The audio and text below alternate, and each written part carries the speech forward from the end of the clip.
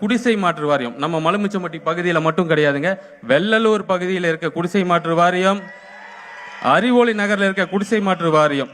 இங்க இருக்க மக்கள்லாம் யாருன்னு கேட்டீங்கன்னா நகர்ப்புறங்கள்ல வாழ்ந்த மக்கள். அதாவது ஹார்ட் ஆஃப் சிட்டின்னு சொல்லுவாங்க. இப்படி எந்திரிச்சு போனா பெரிய பெரிய மால் இருக்கும், இந்த பக்கம் வந்தா நல்ல ஆஸ்பத்திரி இருக்கும், இந்த பக்கம் வந்தா தேட்டர் இருக்கும். ரொம்ப இருந்த மக்களை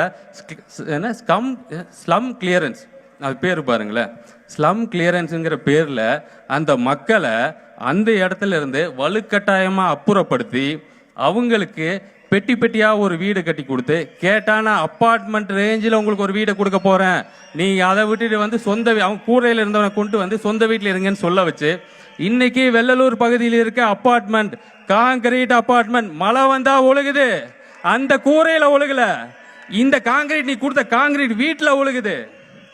அந்த இடத்துல அந்த வெள்ளலூர் பகுதியில் பார்த்தீங்கன்னா சமுதாய கூடம் இல்லை. இப்படி நீங்க குடிசை மாற்று வாரியத்தினால இப்படி கட்டி கொடுக்குறீங்கன்னா அந்த இடத்துல ஒரு சமுதாய கூடம் இருக்கணும், ஒரு மருத்துவமனை இருக்கணும்ல, அது நீங்க பார்க்கணும்ல, அதை நீங்க கண்டுக்க மாட்டேங்கிறீங்க. அந்த மக்கள் போக்குவரத்துக்கு அங்க பேருந்து வசதி கிடையாது.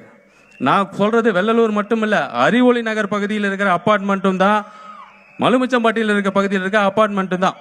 மலுமிச்சம்பட்டில இந்த குடி தண்ணீர் வரலன்னு சொல்லி ஒரு மாசமா அந்த அப்பார்ட்மெண்ட் மக்கள் ஒரு மாசமா போர் சரியாகலன்னே சொல்லிட்டு இருந்தாங்க இந்த அதிகாரிகள். அப்போ அந்த மக்கள் வந்து தமிழக வெற்றி கழகத்தை பார்த்து சொல்லும் போது நாங்க சொன்னோம், நாளைக்கு அந்த ஆர்ப்பாட்டம் நீங்க எல்லாம் கூட வாங்க, எல்லாரும் தயாரா இருக்கும், நீங்க எப்ப வேணாலும் சொல்லுங்க அப்படின்னு சொன்னாங்க. நாங்க ஆர்ப்பாட்டம் சொன்னோடனே அடுத்த நாள் அந்த அதிகாரிகள் ஃபோன் பண்ணி கொஞ்சம் வெயிட் பண்ணுங்க, ஒரே நாள்ல முடிச்சிடறோம். நான் நம்பல, ஒரு நாள் எப்படி முடிப்பாங்க, ஒரு மாசம் முடியாத வேலையை ஒரு நாள்ல முடிச்சிருவாங்களான்னு பார்த்தா ஒரு நாளையே முடிச்சிட்டாங்க. அப்போ அந்த ஒரு நாள் முடியற வேலையை ஒரு மாசமா இழுத்தாங்கல்ல, என்ன ஒரு தைரியம் தெரியுமா? இங்க யார் கேப்பா அப்படிங்கிற தைரியம். இனி நாங்க கேட்போம். இந்த